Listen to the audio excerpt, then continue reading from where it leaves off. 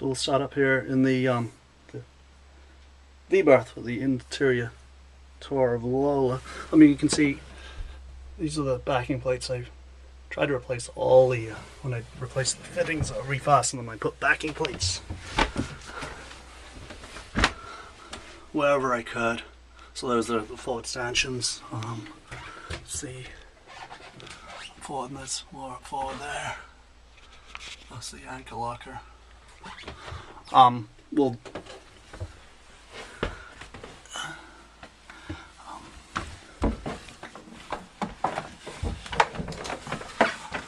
hatch is Lexan.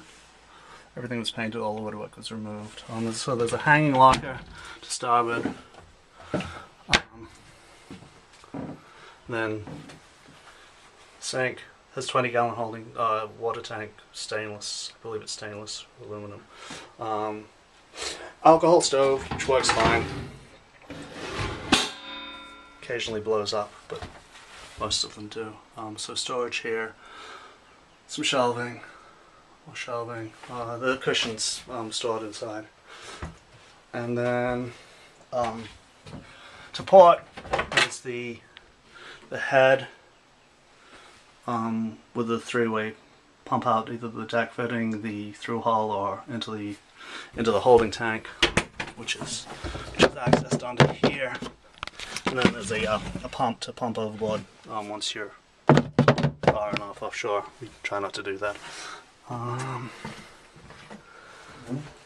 And just after the head, there's the bulkhead here. That's where the radio is. The radio is hardwired to the battery, so it will always have power. There's a tiller pilot there. Table, which we tended to remove a lot of time. And then this is where the icebox used to be. As you can see, the drain for the deck is there. I think I as a project, I would reconfigure possibly the way some of the drains work and the bilge pump works. But anyway, this is sort of open, and there's just a piece of plywood there, which afforded really good access to the engine. You can see in there. So that's the centerboard winch. A new breaker panel. Rudimentary electronics, but everything works. You know, the plotter has to be hooked up. I'd taken the plotter to Florida or to New York with us when we made that trip. So, some more storage under here. This is the cabin sole that I talked about. It can be removed off. I didn't end up gluing it in place. And then the storage under the berths here. And then you can see I gave everything a coat of varnish just to kind of protect it. So you can see this is sort of the work that they did. It's indicative of the work they did on the chain plates. Looks like they did a really good job. Blower intake and outtake. The blower is probably going to need some new hose. So if you remember, the hose got ripped. Just the GPS antenna. That hole was there. I think that was there was a flagpole or something there at one point. And also you're going to need to find a stern light. Wires are there for it. Though that needs to be plugged. I just put silicone in it temporarily to plug it for the season. So this is the bushing for the tiller, if you can see it with the rudder. So this is the bearing that's in there. It actually looks like it's kind of moved a little bit, but makes it a lot sturdier. I think at some point one of the projects will be to replace the tiller. It's got some cracks in it. So under here, this is the emergency bilge pump. It's a Henderson. Like I say, I think I would reconfigure. This is the pump out with the bilge pump, but it's tied into the deck drain, which didn't seem like it was the best. Two-speed bearing 22s. This one's been replaced. This one's new, and then this one is older. So nav equipment there.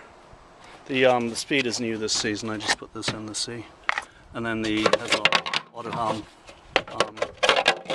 nav center 600 works well. And then there's a wind speed and depth. A couple of the instruments got a little rusty. I think replacing the instruments would be something to do at some point. Access for the bilge pump.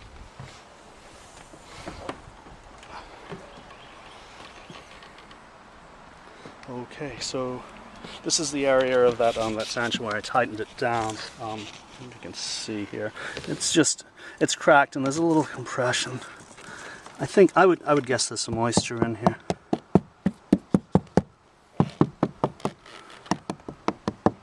It's hard to tell. I think there's some moisture in that area. And the rest of the decks do feel good. This is where the chain plates come through. I did try to keep that sealed up as best I could. And when I put backing plates, I over-drilled the holes and then backfilled with epoxy to try and prohibit moisture getting in. These ones all seem really solid. And while we're up forward, this is the modification to the furler. You can see it. I'll take some more pictures when I go below. And this is the forward nav light. Is a single unit. They used to be on the Dorades, which, you know, when you tends to get obscured by the jib. So here's the anti-seagull stuff that I put on. It does have a new main halyard, Vectran, which was new last season. There's a LED deck light. I can't seem to find the cover for the steaming light. It's around here somewhere. And then the masthead has a bail for the spinnaker. I think there is a spinnaker that I can include with the boat. And so that's that. We'll take a quick look down at the keel and centerboard, and take another look up at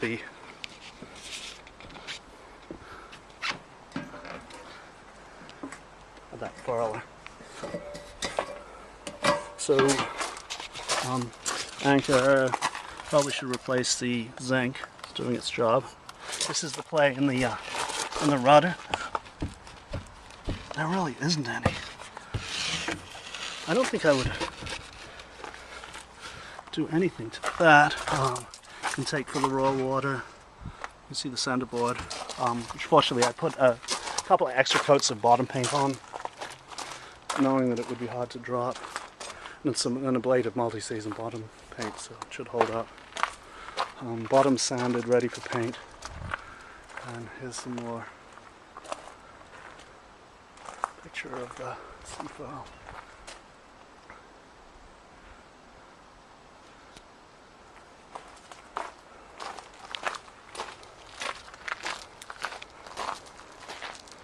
And you can see there's a boom for the new boats on the ground there too.